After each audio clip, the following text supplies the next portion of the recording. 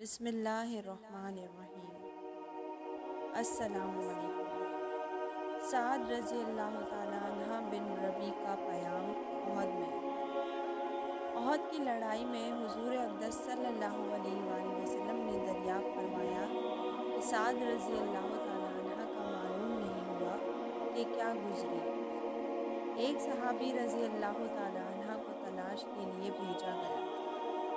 وہ شہداء کی جماعت میں تلاش کر رہے تھے، آوازیں بھی دے رہے تھے کہ شاید وہ زندہ ہوں۔ پھر پکار کر کہا کہ مجھے حضور صلی اللہ علیہ وآلہ وسلم نے بھیجا ہے۔ سعد رضی اللہ تعالیٰ عنہ کی خبر نہ ہو تو ایک جگہ سے بہت ضعیف آواز آئی۔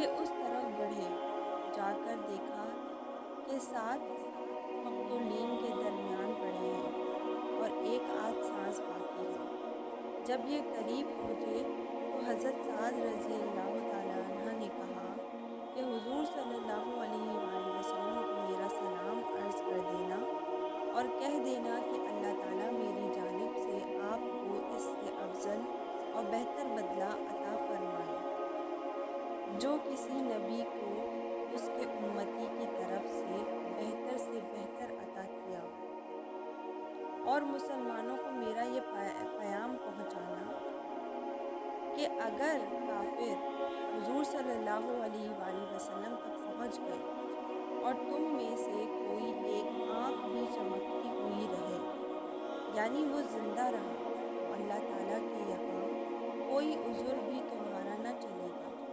اور یہ کہہ کر جاں بحق ہو گئے۔ در حقیقت ان جان نثاروں نے اللہ تعالیٰ اپنے لطف سے ان کی قبروں کو نور سے بھر دیا۔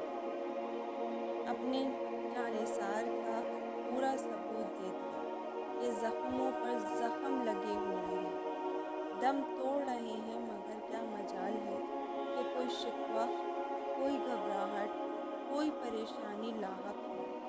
ولولہ ہے تو حضور صلی اللہ علیہ وآلہ وسلم کی حفاظت کا، حضور صلی اللہ علیہ وآلہ وسلم پر